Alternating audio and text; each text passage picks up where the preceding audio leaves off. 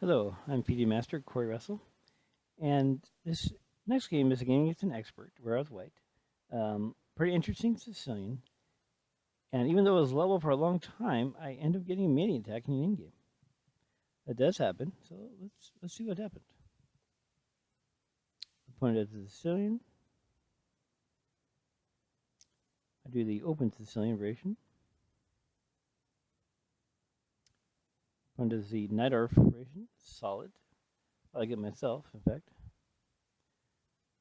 This is not what I usually play, but I did just be different, really. I was pretty comfortable with it. Fritz told me there was 11,000 games of this line, so apparently it's a well-trodden line. My opponent loves the Queen B6 move. Now, the A3 looks strange at first, but it's going to make sense in a second. So basically, now we see why I played A3.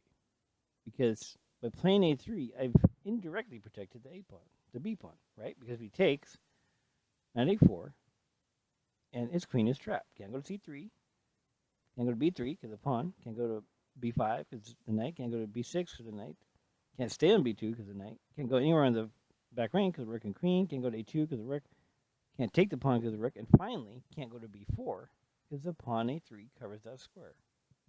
So this is a nice trick that white can often use, and sometimes black, so that you can develop your piece without having your rook tied down, right? I mean, I could do rook b1, but now my rook is free to do other stuff. So it's always good to leave your pieces mobile and as much as possible not tied down, because if they're tied down, obviously they can't attack. So, and of course, if you can tie down your opponents, well, that's good for you. That means they're not attacking you if they're tied down to defense. So it's just kind of illustrates, activity is very important in chess, and so I will do everything I can to be active, even sacrifice material if necessary. Keep that activity, because a lot of times, even if you're out material, if your position is passive, it's oftentimes a doomed position anyways, even with the material. So I would say activity is actually more important than material in a lot of cases. So in any case, that's why I did all this. He takes a knight. Of course, he can't touch the B pawn. That'd be a disaster, right? Goes here, slam, threaten knight C7 check. Is queen trap too? Yes, queen trap too. Yeah, so it's a miss. So he can't touch the pawn. So of course he goes back. So here I do this bishop knight.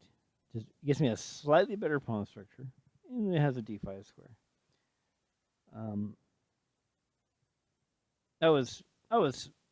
It makes it an imbalance. If you're trying to win, he's class lower than me. I want to win into this. So I did that. I didn't want him playing f5, which undouble his pawns, so I did bishop 3 to stop that. Here, Fritz pointed out queen f3 is probably the best way to get advantage, and just castle queen. And really, that looks pretty decent. So I agree with Fritz. I played queen h5 because it's a pretty good move, really. Queen c5. And now I'm almost embarrassed, actually. I mean, yes, I can take, which I did, but that c pawn is actually very useful for him. So Fritz is right. I should have played queen f3 if I wanted advantage. So now it's probably going to be a level game, but it doesn't mean you can't play for a win. You can still play for a win. So he develops. I don't want to castle because then his bishop go to h6, pin that pawn. So I thought it'd be more useful to. And plus, I want to protect my g pawn too, right? Because he's going to go rook g8, right? So protect that pawn, protect the g pawn, and keep things going. There's no king attack, right? There's no queens, so b5, yes, gain space. Also prepares the next move. So here I was hoping for this, because then knight here, and then I route to d2 and c4. This is a very powerful knight. Obviously, it's better if he allows this.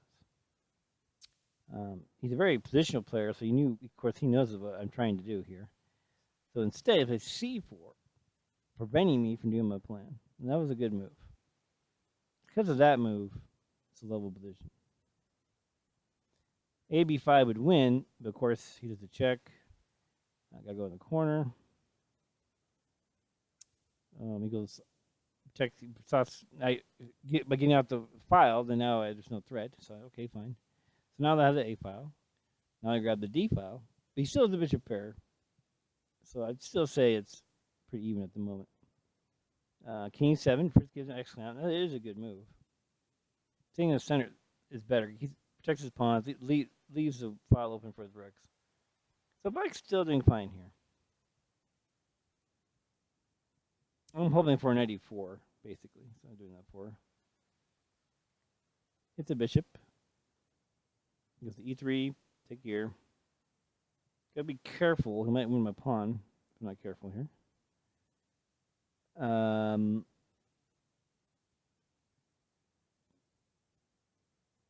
That's right. He plays here.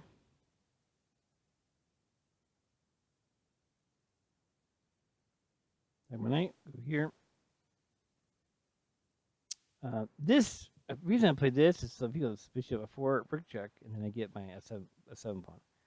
So that's the reason for that. So basically, it indirectly protects e5, basically. And sometimes that actually is the way to defend your pieces. Sometimes indirect defense, in other words, a counter threat if you try to go for your vulnerable piece or pawn, is the way to go. It's like not direct defense, but just do indirect, which is a counterattack if he goes for it. So you should look for that if you can get that, because it's more active to do it that way than direct defense. Fritz now says black has a clear advantage. Black should definitely take the bishop, which is what I was expecting. Takes that bishop, and then put the bishop to f4. So this is what Fritz says he should do. He should do this. He says black's just better. Powerful bishop. These pawns have a lot of potential. I got weak pawns. I got vulnerable pawns. I'm gonna have to agree with Fritz. This is without a doubt better. He should have done that. Instead, he took my rook, and of course, they take back, naturally. He doesn't do the trade. And Fritz gives explanation for that, interesting enough. So here I'm thinking, okay, what do I do here? What do I do? Bishop f4, I thought I could handle, but I did not like bishop d4. It double hits my pawns. So I thought it was important to, and plus, by defending the knight, if he pushes the f pawn, I can take it, because my knight will be defended. So that was the other reason, too, for that. And I can't do anything in the a file, it's all covered by the bishops and rook. So I can't do anything there anyway, so I might as well go to more, I thought it was a more useful file for my rook. And I thought I had a trick, but Fritz pointed out the trick doesn't work. So this is a question mark. I was hoping he'd do a mistake, which I lucked out. He did do the mistake. If he just plays rook f8, he's just better. Because I don't have anywhere good to go. In fact, I have to go to d6, right? He takes e5. Yeah, he's doing great. And his bishops are like lasers. He should have done this. But he was a little low on time. And so because he's low in time, he went ahead and took the knight. Oh, thanks. So sure. I'm glad they trimmed a knight for your bishop. No question there. Now Fritz says we're equal.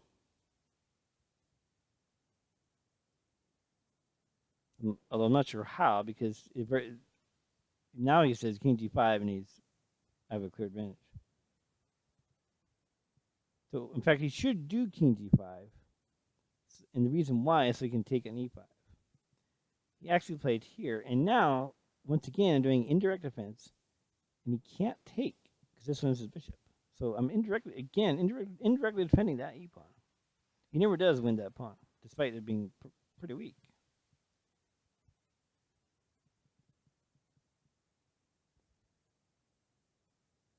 This is a strong defense because he was threatening mate, right? So this opens a square for my king, and it gains the tempo. So if you can defend and attack at the exactly same move, that is economy. Economy wins games. You find moves that do 2 or 3 things, it's huge. So anytime you can find a move that does multiple things, it's the same move, that's almost always your move you want to do. Because then it gives a lot of problems for your opponent, but yet you only made one move. It's almost cheating. It's not cheating, but almost cheating. So if you can do it, by all means, do it. So now he's in serious trouble here. And so he's low time. Things are going bad. He checks me, which is even worse now. And then he should go bishop c1. He goes here. Now attack the bishop. But the problem is, this again is economy. This actually does two things. Believe it or not only does it attack the bishop, it threatens mate. He sees I attack the bishop, but he doesn't see the mate. I do the check, and h4, and this is checkmate. So I hope you enjoyed that game, and I'll see you guys next time.